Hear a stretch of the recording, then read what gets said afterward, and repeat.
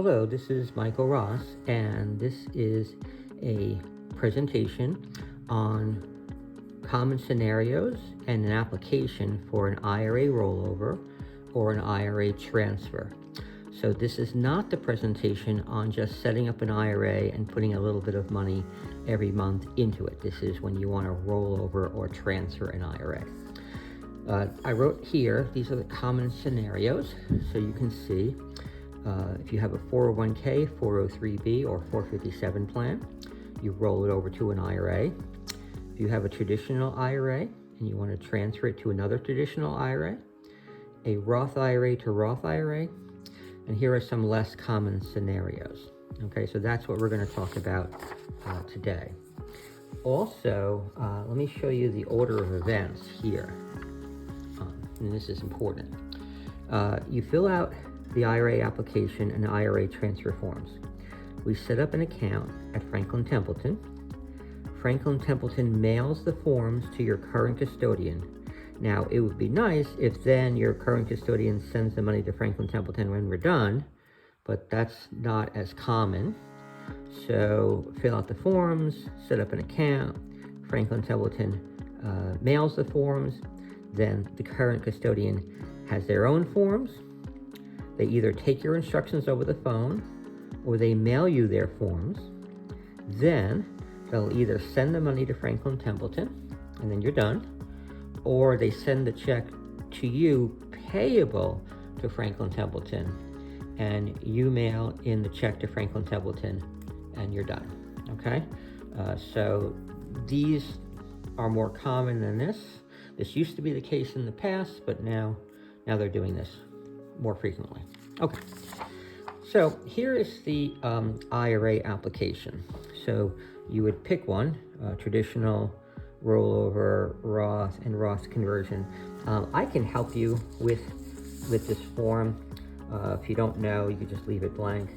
I wrote here a little note. A copy of your original statement is really helpful because that will help me with what box it should be check off. But if you have a 401k, a 403b, 457, you're going to go into the rollover category, okay? Which is most of the business. Okay, so you put here the account owner information. All right, so that's that. Then there's two types of beneficiaries. There's a primary beneficiary and a contingent beneficiary. The primary beneficiary gets the money when you die.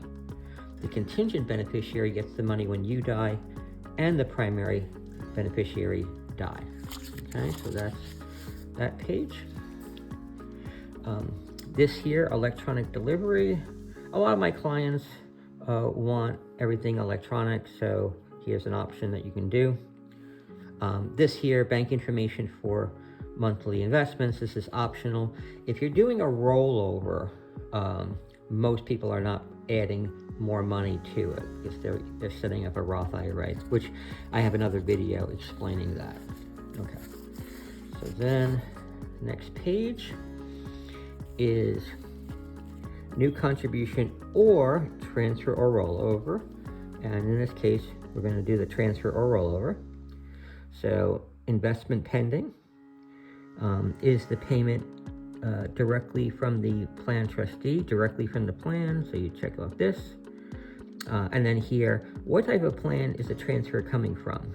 And you would check off one of these boxes. And again, a copy of your current statement is really helpful because you have a 401k, but some people have a SEP IRA and they get confused. So a copy of your current statement is really helpful. Okay. So this is the fund designation, and this says, okay, I want to invest in the Templeton Growth Fund. There's many other funds, but in this illustration, we just put that, okay? Then we have monthly investment plan, that's optional. Again, if you're doing a rollover, you're generally just rolling over the funds, and that's it. And then if you want to do something monthly, most people are putting in a Roth IRA at this point. Okay. So this is my information here, okay? And then this is here. Now this here, the account owner signs here, Okay, so you're the owner, you put your signature here. This is if you're doing a monthly investment, which again, most people aren't doing for rollovers, but if you are doing a monthly investment, all the bank owners would sign there. So let's say John Doe is married to Mary Doe, John Doe signs here, John Doe and Mary Doe sign here if they are joint owners on the bank account, okay? And then you mail it back to me. And again, remember, a copy of your current statement is really helpful, okay? And just to go over this one last time, the order of events here, you fill out the IRA application and IRA transfer forms. We set up an account. Franklin Templeton mails the forms to your current custodian. Again, this option is nice, but generally doesn't happen. So the current custodian has their own forms. They either take your instructions over the phone, or they will mail you or email you their forms. And then they'll either send the money to Franklin Templeton and you're done, or they send a check payable to Franklin Templeton and they mail it to Franklin Templeton. Sorry, they send a check to you. So they send a check to you payable to Franklin Templeton, and then you take that check and you mail it in to Franklin Templeton and you're done. Okay, and that is it. So that is my presentation. Thank you very much and have a nice day. Hi, this is Michael Ross, and right now we're going to go over the IRA transfer rollover request form. So just to refresh your memory here, in another video, here are some common scenarios. So 401k, 403b, or 457 plan rolls over to an IRA. Traditional IRA transfers to a traditional IRA. A Roth IRA goes to a Roth IRA, and here are some less common scenarios, okay? Then, before I go over the form, here's the order of events. You fill out the IRA application and IRA transfer forms. We set up an account at Franklin Templeton. Franklin Templeton mails the forms to the current custodian. Now, in the past, because I've been doing this for about 30 years, it went from here, Franklin Templeton mails the forms to your current custodian, sends the money to Franklin Templeton, and you're done. This way is not as common these days. What's more common is you fill out the IRA application and IRA transfer forms. The IRA application that you'll fill out, I took care of in another video. So fill out the IRA application and IRA transfer forms. We set up an account at Franklin Templeton. Franklin Templeton mails the forms to your current custodian. Then, because current custodian has their own forms, then either they take your instructions over the phone or they mail you their forms. And then once that happens, they either send the money to Franklin Templeton and you're done, or what's been happening more frequently is they send a check to you payable to Franklin Templeton, and then you mail in a check to Franklin Templeton and you're done. Okay, so what's been happening recently is this, and then this. Okay, so that's kind of some background. And again, a copy of your current statement is really helpful, so I can see, what you have and where we go. Okay, so here is the IRA transfer rollover request form, and you can see the account owner puts his information here, and then from the current custodian, where is these funds? Funds are in a 401k. Are the funds in a 403b? Like, where are the funds right now? Okay, and again, a copy of your current statement is really helpful because I can help you check off the right box. Okay, so this is where it's from, and this is where it's going to. So a 401k, a 403b, a 457 plan, roll over to an IRA. Okay, so that's what we're generally going to be talking about here. Okay, so that's that page. And then this page here, contact information. So your current IRA custodian or plan trustee. Okay, so XYZ brokerage, and I put the information there, account numbers, etc. Okay, so that's number 3. Number 4, transfer in kind or liquidation instructions. Unless you have a Franklin Templeton account already, you would need to do 4B, and you would write liquidate 100% and send the proceeds to Franklin Templeton. The account number and full. That's generally how the custodians want it. Okay, the next page here, invest the transfer or rollover proceeds in accordance with the fund selection provided in the attached Franklin Templeton IRA application. So in the IRA application, if you say, okay, I want to go into the Templeton Growth Fund, this is saying, okay, when the money rolls over, put it into the Templeton Growth Fund. This here is your signature. Now, you would sign it here. Some custodians, depending on the amount that you're rolling over, will require a signature guarantee. This is not a notary, it's a special stamp. It's inconvenient to get, but it's not hard to get. It's just very inconvenient because certain banks will have them, but they'll only be able, the person that handles the signature guarantee is only in on Monday at 3 o'clock, etc. So if the amount is high enough, the bank will require that. Often requires that. Okay, and that's that.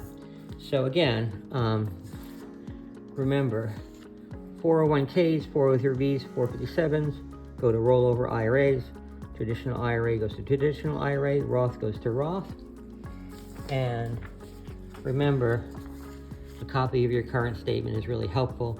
This will help me check off the right boxes.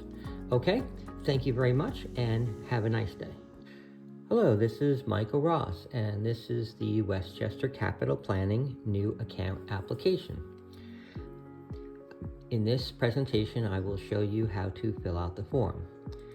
First thing is account type. It's either an individual account or a joint account. The next thing is other accounts. Do you have any accounts with us? In this case, we checked off no. Contact information, we put the client's name here, which is what you should do. And then you go to the bottom, single, married, etc. And then number of dependents, which is 2 in this example. The next page here is the employment status. We fill out the information right here for employment status. The next thing here is really important. It's the USA Patriot Act information. So in this case, we put the driver's license information, etc. This next thing is for co-applicant, but in this example, there isn't a co-applicant. And the next page here is the employment status of the co-applicant, and then the Patriot Act information of the co-applicant. If there is a co-applicant, we would need these 2 filled out.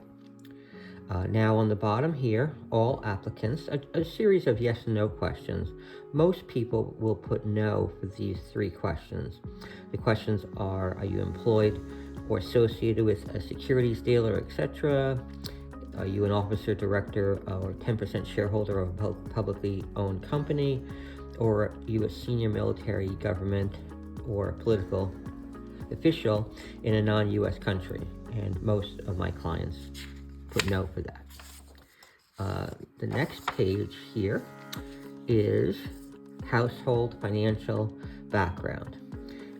Right here, annual income, net worth, liquid net worth, tax rate, annual expenses. Most people put 50,000 and under. Special expenses, that's like if you're saving money for a house or a car. Most people put 50,000 and under. Own house, value and length, and then time frame for special expenses. Again, if you're saving money for a house or a car, that is that. Okay. Now, the next thing here, the investments in this account will be, in this case, we put roughly 1/3 to 2/3 of my financial portfolio. I plan to use this account for the following. In this case, we checked off partially fund my retirement, steadily accumulate wealth over the long term. The next thing, when is the earliest you expect to need funds from this account? We just put 3 to 5 years in this hypothetical example, which is that. Then the next page here is select the category that best describes the risk that you are willing to take in this account. In this case, a lot of my clients will put conservative or moderately conservative. The next thing here is investment experience. So in this case, is years of experience, transactions per year. So we look at mutual funds, individual stocks, bonds, options, etc. So what you do is mutual funds. Let's say you have 1 to 5 years of experience with mutual funds, and you've done 6 to 15 transactions a year. So that's what you would check off. Individual stocks, let's say 0.